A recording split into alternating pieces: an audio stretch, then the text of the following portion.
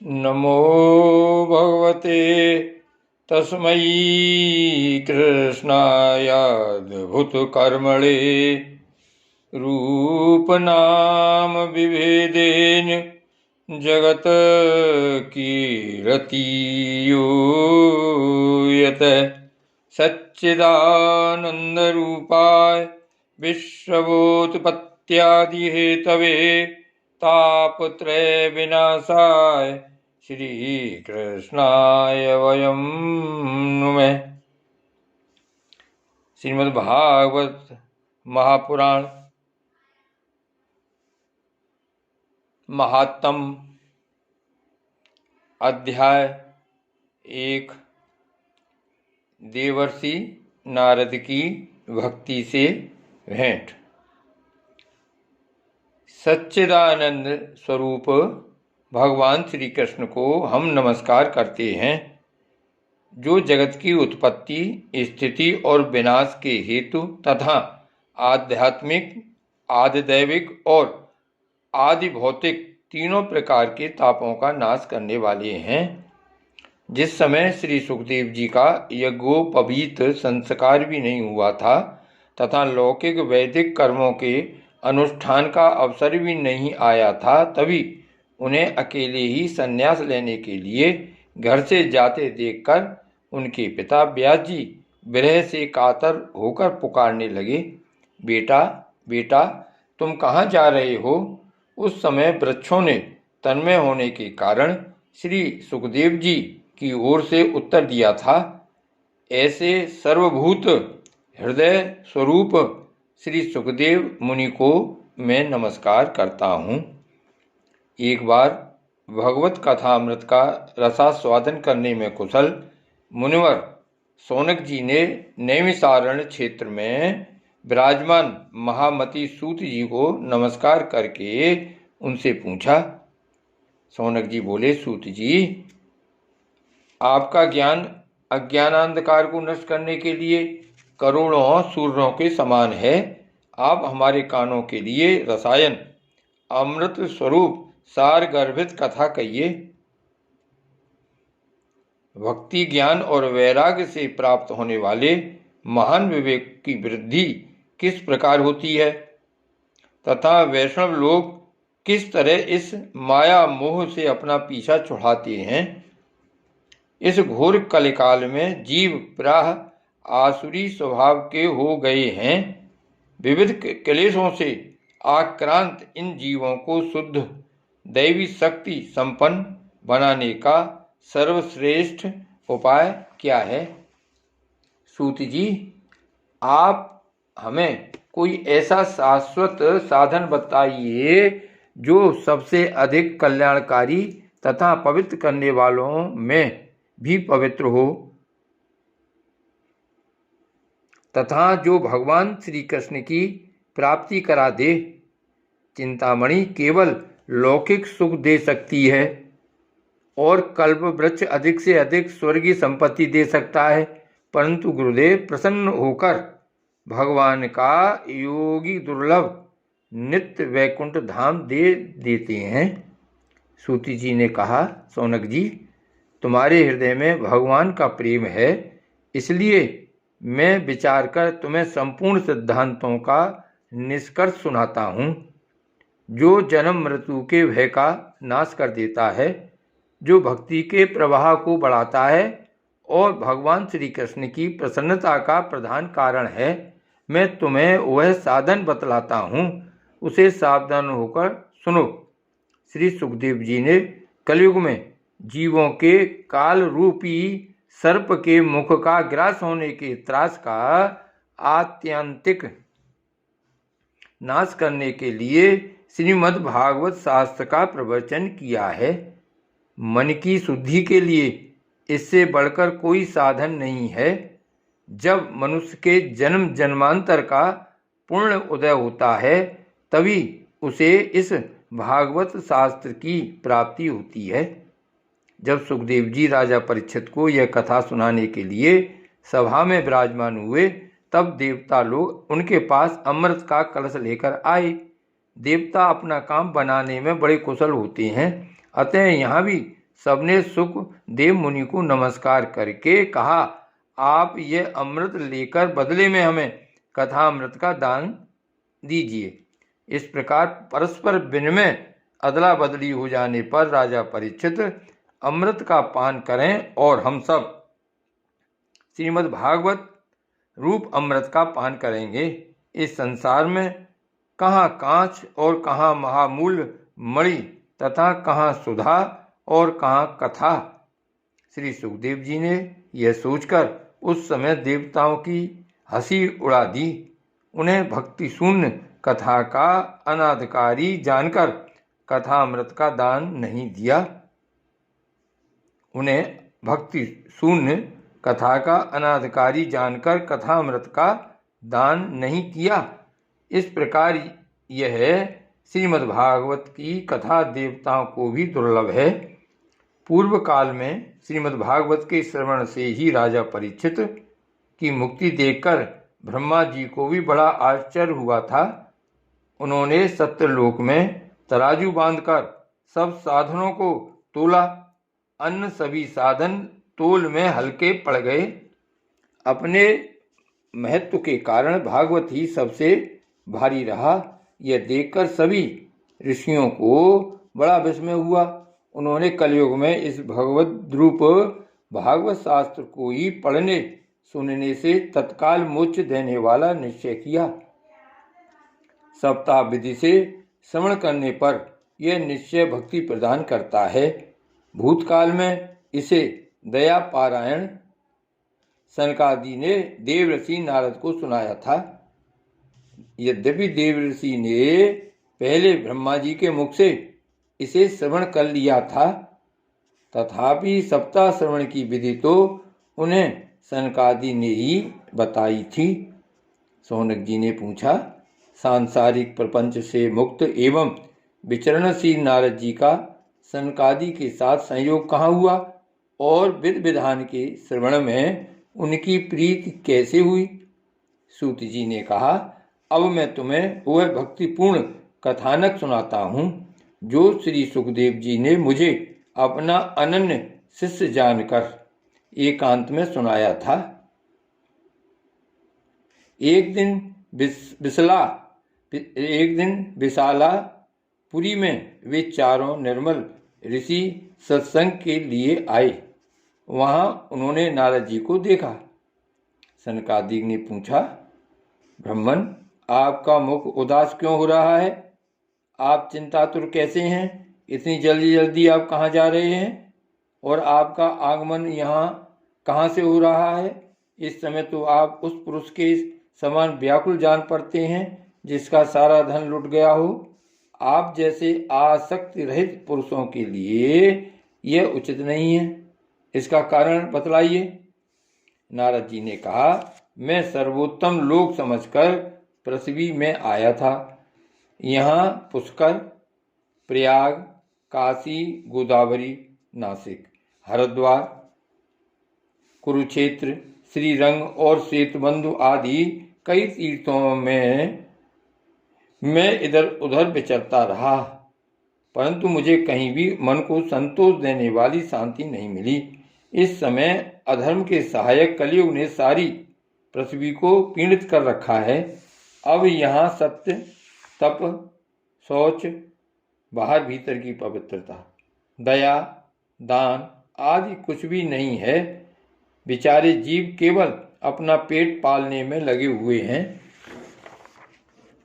वे असत्यभाषी, आलसी, मंदबुद्धि, भाग्यहीन, उपद्रवग्रस्त हो गए हैं। जो साधु संत कहे जाते हैं वे पूरे पाखंडी हो गए हैं। देखने में तो वे विरक्त हैं, किंतु स्त्री, धन आदि सभी का परिग्रह करते हैं। घरों में स्त्रियों का राज्य है। साले सलाहकार बने हुए हैं। लोभ से लोग कन्या विक्रय करते हैं और स्त्री पुरुषों में कलह मचा रहता है। महात्माओं के आश्रम, तीर्थ और नदियों पर यवनों विधर्मियों का अधिकार हो गया है। उन दुष्टों ने बहुत से देवालय भी नष्ट कर दिए हैं। इस समय यहाँ न कोई योगी है, न सिद्ध है, न ज्ञानी है और न सत्कर्म करने वाला ही ही है। सारे साधन इस समय कल रूप दावानल से जलकर भस्म हो गए हैं। इस कलयुग में सभी देशवासी बाजारों में अन्न बेचने लगे हैं। ब्राह्मण लोग पैसा लेकर वेद पढ़ाते हैं और स्त्रियां वेश्यावृत्ति से निर्वाह करने लगी हैं। इस तरह कलयुग के दोष देखता और पृथ्वी पर विचरता हुआ मैं यमुना जी के तट पर पहुंचा, जहां भगवान श्री कृष्ण की अनेकों लीलाएं हो चुकी हैं। मुनिवरों सुनिए, वहां मैंने एक बड़ा आश्चर्य देखा। वहां एक युवती स्त्री खिन्न मन से बैठी थी। उसके पास 2 वृद्ध पुरुष अचेत अवस्था में पड़े जो जोर से सांस ले रहे थे। वह तरुणी उनकी सेवा करती हुई कभी उन्हें चेत कराने का प्रयत्न करती और कभी उनके आगे रोने लगती थी। वह अपने शरीर के रक्षक परमात्मा को 10 दिशाओं में देख रही थी। उसके चारों ओर सैकड़ों स्त्रियां उसे पंखा झल रही थीं और बार बार समझाती जाती थीं। दूर से यह सब चरित्र देखकर मैं कौतूहलवश उनके पास चला गया। मुझे देखकर वह युवती खड़ी हो गई और बड़े व्याकुल होकर कहने लगी। युवती ने कहा, अजी महात्मा जी, क्षण भर ठहर जाइए और मेरी चिंता को भी नष्ट कर दीजिए। आपका दर्शन तो संसार के सभी पापों को सर्वथा नष्ट कर देने वाला है। आपके वचनों से मेरे दुख की भी बहुत कुछ शांति हो जाएगी। मनुष्य का जब बड़ा भाग्य होता है तभी आपके दर्शन हुआ करते हैं। नारद जी ने कहा, तब मैंने उस स्त्री से पूछा, देवी तुम कौन हो? ये दोनों पुरुष तुम्हारे क्या होते हैं और तुम्हारे पास ये कमल नयनी देवियां कौन हैं? तुम हमें विस्तार से अपने दुख का कारण बताओ। युवती ने कहा, मेरा नाम भक्ति है। ये ज्ञान और वैराग नामक मेरे पुत्र हैं। समय के फेर से ही ये ऐसे जर्जर हो गए हैं। ये देवियां गंगा जी आदि नदियां हैं। ये सब मेरी सेवा करने के लिए ही आई हैं। इस प्रकार साक्षात देवियों के द्वारा सेवित होने पर भी मुझे सुख शांति नहीं है। तपोधन, अब ध्यान देकर मेरा वृतांत सुनिए। मेरी कथा वैसे तो प्रसिद्ध है, फिर भी उसे सुनकर आप मुझे शांति प्रदान करें। मैं द्रविड़ देश में उत्पन्न हुई, कर्नाटक में बढ़ी, कहीं कहीं महाराष्ट्र में सम्मानित हुई। मैं द्रविड़ देश में उत्पन्न हुई, कर्नाटक में बढ़ी, कहीं कहीं महाराष्ट्र में सम्मानित हुई, किंतु गुजरात में मुझको बुढ़ापे ने आ घेरा। वहाँ घोर कलयुग के प्रभाव से पाखंडियों ने मुझे अंग भंग कर दिया। चिरकाल तक यह अवस्था रहने के कारण मैं अपने पुत्रों के साथ दुर्बल और निस्तेज हो गई। अब जब से मैं वृंदावन आई तब से पुनः परम सुंदरी स्वरूपवती नवयुवती हो गई हूँ, किंतु सामने पड़े हुए दोनों मेरे पुत्र थके मादे दुखी हो रहे हैं। अब मैं यह स्थान छोड़कर अन्यत्र जाना चाहती हूँ। ये दोनों बूढ़े हो गए हैं, इसी दुख से मैं दुखी हूँ। मैं तरुणी क्यों और ये दोनों मेरे पुत्र बूढ़े क्यों? हम तीनों साथ साथ रहने वाले हैं, फिर यह विपरीतता क्यों? होना तो यह चाहिए कि माता बूढ़ी हो और पुत्र तरुण। इसी से मैं आश्चर्यचकित चित्त से अपनी इस अवस्था पर शोक करती रहती हूँ। आप परम बुद्धिमान एवं योग निधि हैं, इसका क्या कारण हो सकता है, बताइए। नारद जी ने कहा, साध्वी, मैं अपने हृदय में ज्ञान दृष्टि से तुम्हारे संपूर्ण दुख का कारण देखता हूँ। तुम्हें विषाद नहीं करना चाहिए, श्री हरि तुम्हारा कल्याण करेंगे। सूत जी कहते हैं, मुनिवर, नारद जी ने एक क्षण में ही उसका कारण जानकर कहा। नारद जी ने कहा, देवी सावधान होकर सुनो। यह दारुण कलयुग है। इसी से इस समय सदाचार, योग मार्ग और तप आदि सभी लुप्त हो गए हैं। लोग सठता और दुष्कर्म में लगकर अघासुर बन रहे हैं। संसार में जहाँ देखो वहीं सत्पुरुष दुख से मलान हैं और दुष्ट सुखी हो रहे हैं। इस समय जिस बुद्धिमान पुरुष का धैर्य बना रहे, वही बड़ा ज्ञानी या पंडित है। पृथ्वी क्रमशः प्रतिवर्ष शेष जी के लिए भार रूप होती जा रही है। अब यह छूने योग तो क्या, देखने योग भी नहीं रह गई है, और न इसमें कहीं मंगल ही दिखाई देता है। अब किसी को पुत्रों के साथ तुम्हारा दर्शन भी नहीं होता। विषयानुराग के कारण अंधे हुए जीवों से उपेक्षित होकर तुम जर्जर हो रही थीं। वृंदावन के संयोग से तुम फिर नवीन तरुणी हो गई हो। अतः यह वृंदावन धाम धन्य है, जहाँ भक्ति सर्वत्र नृत्य कर रही है। परंतु तुम्हारे इन दोनों पुत्रों का यहाँ कोई ग्राहक नहीं है, इसलिए इनका बुढ़ापा नहीं छूट रहा है। यहाँ इनको कुछ आत्मसुख, भगवत स्पर्श जनित आनंद की प्राप्ति होने के कारण ये सोते से जान पड़ते हैं। भक्ति ने कहा, राजा परीक्षित ने इस पापी कलयुग को क्यों रहने दिया? इसके आते ही सब वस्तुओं का सार न जाने कहाँ चला गया। करुणा में श्री हरि से भी यह अधर्म कैसे देखा जाता है? मुने, मेरा यह संदेह दूर कीजिए। आपके वचनों से मुझे बड़ी शांति मिली है। नारद जी ने कहा, वाले, यदि तुमने पूछा है तो प्रेम से सुनो। कल्याणी, मैं तुम्हें सब बताऊंगा और तुम्हारा दुख दूर हो जाएगा। जिस दिन भगवान श्री कृष्ण इस भूलोक को छोड़कर अपने परम धाम को पधारे, उसी दिन से यहाँ संपूर्ण साधनों में बाधा डालने वाला कलयुग आ गया। दिग्विजय के समय राजा परीक्षित की दृष्टि पड़ने पर कलयुग दीन के समान उनकी शरण में आया। भ्रमर के समान सारगिराही राजा ने यह निश्चय किया कि इसका वध मुझे नहीं करना चाहिए, क्योंकि जो फल तपस्या, योग एवं समाधि से भी नहीं मिलता, कलयुग में वही फल श्री हरि कीर्तन से ही भली भांति मिल जाता है। इस प्रकार सारहीन होने पर भी उसे इस एक ही दृष्टि से सारयुक्त देखकर उन्होंने कलयुग में उत्पन्न होने वाले जीवों के सुख के लिए ही इसे रहने दिया था। इस समय लोगों के कुकर्म में प्रवृत्त होने के कारण सभी वस्तुओं का सार निकल गया है और पृथ्वी के सारे पदार्थ बीजहीन भूसी के समान हो गए हैं। ब्राह्मण केवल अन्न धनादि के लोभवश घर घर एवं जन जन को भागवत की कथा सुनाने लगे हैं, इसलिए कथा का सार चला गया। तीर्थों में नाना प्रकार के अत्यंत घोर कर्म करने वाले नास्तिक और नारकी पुरुष भी रहने लगे हैं, इसलिए तीर्थों का भी प्रभाव जाता रहा। जिनका चित्त निरंतर काम, क्रोध, महान लोभ और तृष्णा से तपता रहता है, वे भी तपस्या का ढोंग करने लगे हैं, इसलिए तप का भी सार निकल गया। मन पर काबू न होने के कारण तथा लोभ, दम्भ और पाखंड का आश्रय लेने के कारण एवं शास्त्र का अभ्यास न करने से ध्यान योग का फल मिट गया।